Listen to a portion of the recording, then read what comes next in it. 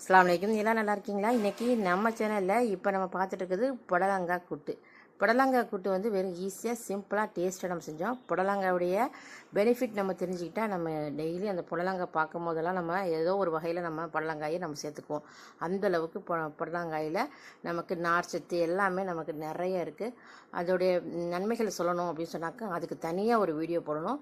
நம்ம புடலங்காய் எடுத்து கட் பண்ணி வச்சுருக்கோம். வெங்காயம் ஒரு 4 போல் எடுத்து உரித்து வச்சுருக்கோம். அதையும் நல்லா நைஸாக கட் பண்ணி வச்சுக்கோங்க. எண்ணெய் சட்டி வச்சு எண்ணெய் ஊற்றி கடுகு, கடலைப்பருப்பு ஒரு ஸ்பூன் அளவு போட்டுங்க. பச்சை மிளகா 4, அதாவது ஒன்றை வந்து 4ஆக கீறி அதை போட்டுருங்க. போட்டு நல்லா வதக்கி விடுங்க.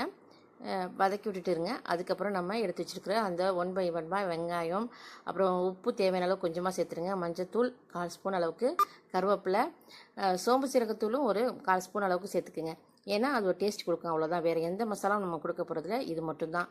இது நல்லா வதங்கி வரட்டும். அதுக்கப்புறமா நம்ம வெட்டி வச்சுருக்க அந்த புடலங்காய் எல்லாத்தையும் எடுத்து அலசி நீங்கள் இதில் சேர்த்துற வேண்டியதான். சேர்த்துட்டு ஒரு மூடி போட்டு அந்த எண்ணெயிலே வதங்குற அளவுக்கு போட்டுருணும். ஃபஸ்ட் டைம் நம்ம சேனலை பார்க்குறீங்கன்னு சொன்னால் சப்ஸ்கிரைப் பண்ணி வச்சுக்க, பெல் ஐக்கனை கிளிக் பண்ணுங்க, ஆளுங்கிற சிம்பிள் வச்சுக்க. அப்போ தான் உங்களுக்கு நோட்டிஃபிகேஷன் வரும், பார்த்து பயன்பெறலாம். இந்த புடலங்காயுடைய நன்மைகளை நம்ம சொல்லிக்கிட்டே போகலாம், அடிக்கிட்டே போகலாம். அதுக்கு ஒரு தனியான ஒரு வீடியோ தான் நம்ம போடணும். இதில் எல்லாத்தையும் நம்ம சொல்ல முடியாது. இந்த மாதிரி கூட்டு செய்யும் போது கொஞ்சமாக சோம்பு சீரகத்தூள் அரைச்சி நீங்கள் போட்டிங்கன்னு சொன்னால், தூளாக இருக்கும் போது போட்டிங்கன்னா சூப்பராக இருக்கும். டேஸ்ட்டு வேறு லெவலாக இருக்கும். எல்லாத்தையுமே கம்மியாகவே சேர்த்துக்கோங்க.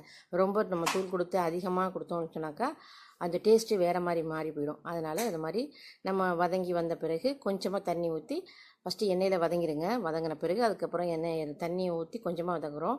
அதுக்கப்புறம் நம்ம தேங்காய் ஒரு மூடி எடுத்து வச்சுருந்தோம் இல்லையா, அதை நல்லா துருவி அதில் போட்டுற வேண்டியதான்.